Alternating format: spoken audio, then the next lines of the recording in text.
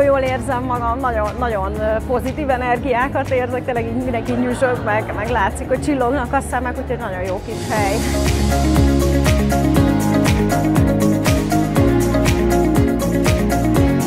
Kevesebb legyen azoknak a napoknak a száma, amikor úgy fekszünk le, hogy mi lett volna, ha megcsinálom, mi lett volna, ha megpróbálom.